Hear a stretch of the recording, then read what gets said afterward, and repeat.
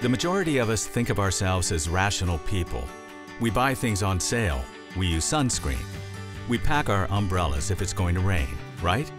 But are you still considered rational if you're taking risks? If you're putting your life in danger?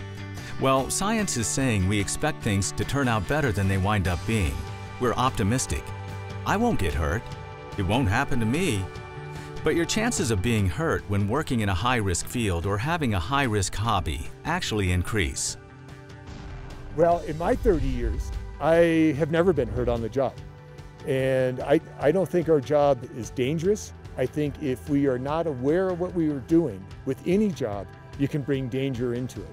But I firmly believe that if you're thinking about what you're doing and the consequences of your actions and adapting your actions to the environment, you can avoid a lot of things.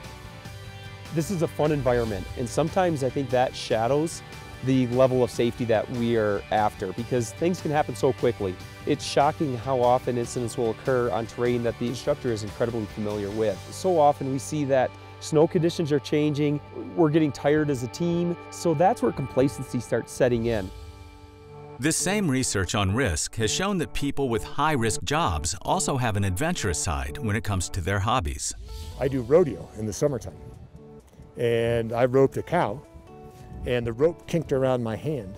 This is a year and a half ago, and ripped my thumb off. And I've been doing this for 30 years. And I had to get off my horse and pick up my thumb, put it in my pocket. All the way up until that moment that happened to me, I always said, that's never gonna happen to me. I'm too careful for that. I spent a lot of time going through it. What did I do wrong? How could I have avoided this injury, this life-altering injury?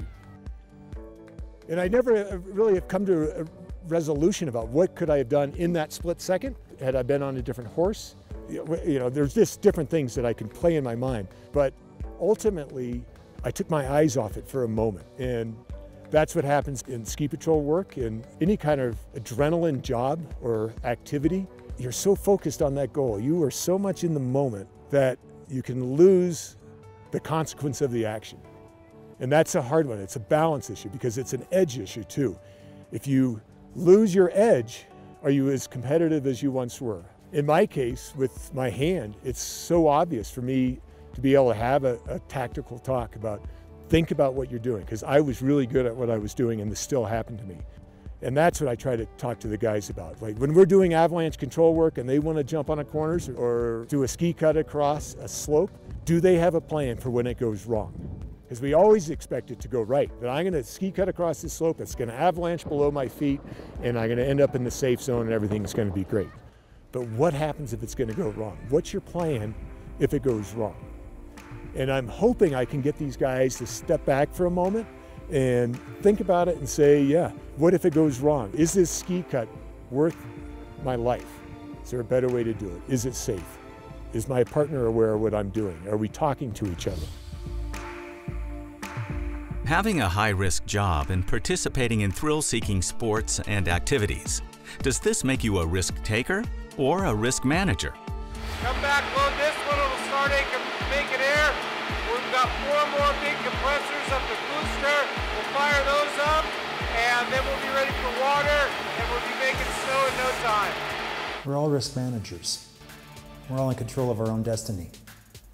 And so when we take appealing activities, in this day and age of extreme sports, it's about managing your risk. It's challenging to manage those risks. It's exciting to manage those risks. It's really rewarding to be in a hazardous situation and know you're going to be okay because you do the right things. You've thought about it, you know what to do, you've got the confidence to be safe. So stop and think about things before you actually just dive right into it and avoid that complacency. I'm not a risk taker. I work in risky stuff. I was a kayaker for a long time. I run a ranch in the summertime where I'm working around 100 horses every day. I'm ski patrolling, but I am not a risk taker. I know where the line is. And the line is, sadly, has changed over years as I've gotten older, where I am more aware of the consequences of a misstep. More so than when I was 25, I was just a knucklehead. I would just charge forward. But I work in these risky environments, but I don't feel like what I do is risky. I'm just so aware of what can happen that I can manage it. I think about it all the time. I never don't think about it.